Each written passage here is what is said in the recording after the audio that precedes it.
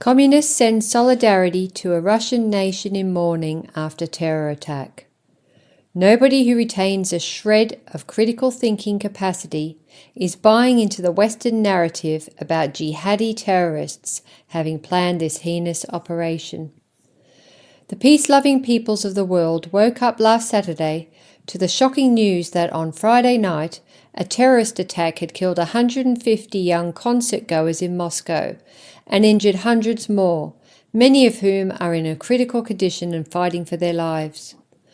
With all eyes inevitably looking toward the NATO-backed fascists in Ukraine, the US imperialists were quick, too quick in fact, to declare that they knew for a fact that the Ukrainians had not been involved. Within an hour of the attack, during which 4 gunmen opened fire on the audience at the Crocus City Hall and then set fire to the building before leaving the scene, the White House made its statement, and imperialist media went into overdrive to amplify the US narrative, which claims that the attack was carried out by an Islamist terrorist group called ISIS-K that has no connection whatsoever to the Ukrainian government. Leaving aside the fact that ISIS is a proxy army created, trained, and armed by US and British imperialism, several facts failed to stack up regarding this assertion. First is that the gunmen did not seek martyrdom in the traditional jihadi manner, but jumped in their car and fled like any hired mercenaries on completion of their mission.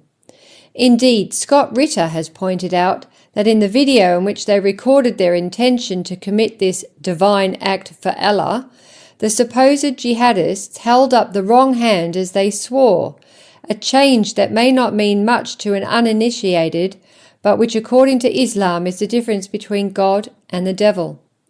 Next, having been allowed to flee by Russian security forces, which quietly followed them, the supposed jihadis headed for the Ukrainian border. All 4 gunmen were taken into custody once their object had been clearly ascertained by the Russians, who picked them up in a rural location where no bystanders could be hurt during the course of their capture. No doubt more information will be discovered by investigators over the coming days. A few facts are already clear, however.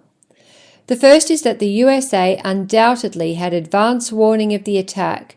This is either because it directly ordered it or because its security agents picked up information which they failed to pass on. The US Embassy in Russia has been carrying a notice on its website warning US citizens to avoid mass gatherings such as concerts. The likelihood of US involvement is also underlined by the fact that Ukraine's, now demoted, puppet master-in-chief Victoria Nuland blurted out in an unscheduled street interview the last time she was in Kiev that Russia was in for some, quote, nice surprises, end quote. Meanwhile, Oleksiy Dalilov, until recently the head of Ukraine's National Security and Defense Council, gloated on television the day after the attack on the concert. Quote, "Is it fun in Moscow today? I think a lot of fun for you. I think we ought to do this sort of thing far more often. You are, after all, brotherly people, and maybe we should visit you more regularly." End quote. In fact, it is quite possible that West-backed mercenaries posing as Islamist may have been involved in some way, answering to Western and or Ukrainian handlers.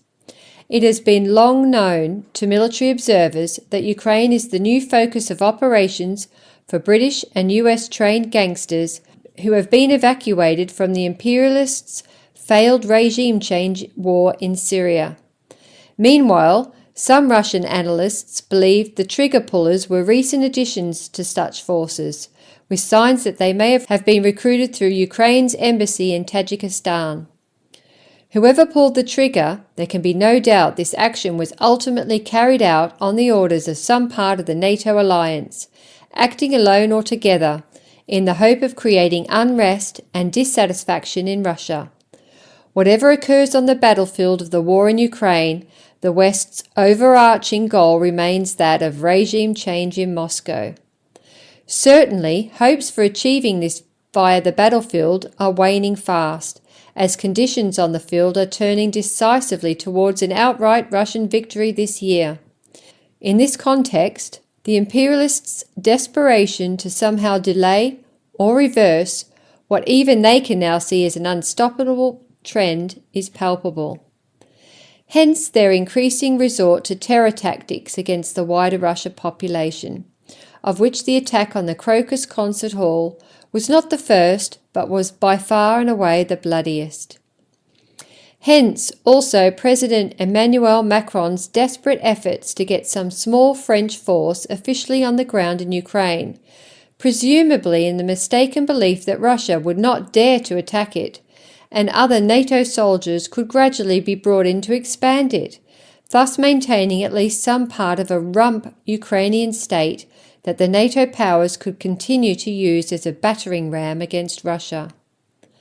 Not only is Russia not going to allow France to establish an official military presence on the ground in Ukraine, but President Vladimir Putin made it clear in his recent address to the Russian people that the country will not allow the perpetrators of this latest attack to go unpunished either. The investigators will find out who was behind the attack, and the country will take all necessary measures to bring the backers, as well as their foot soldiers, to justice. As in the case of Palestine, the imperialists may yet live to regret their wanton and ill-disguised criminality, carried out in the arrogant belief that they will always be able to behave as they like with impunity. British Solidarity. On Sunday, 24th of March, comrades of the CPGB-ML joined a long line of mourners outside the Russian embassy in London. They laid a floral tribute there and delivered the following statement. We express our deepest condolences for the victims of the atrocities in Moscow on the 22nd of March. The 24th of March was a day of mourning in Russia, and ordinary people in Britain came to pay their respects, to give sympathy both to the families who lost loved ones and to Russia as a whole. This was a horrific crime in which 150 were slaughtered and many more were injured by the enemies of Russia. The purpose of the terrorists and their paymasters is to destroy Russia and the morale of its proud peoples, because we know that the legacy of Russian history is to resist and create. Remembering the victims of this attack, we will continue to honour the countless sacrifices of the peoples of Russia in their fight against fascism. We have faith in Russia's tremendous resilience in defending its sovereignty against the US-led NATO and its cowardly proxies. They shall not pass. As members of the British working class and as communists of the CPGB-ML, we extend our sympathy and heartfelt solidarity to the peoples of Russia and their elected government in their valiant fight against the darkness of imperialism. In Russia, as in Palestine, the enemy is one, but humanity's struggle towards light will prevail.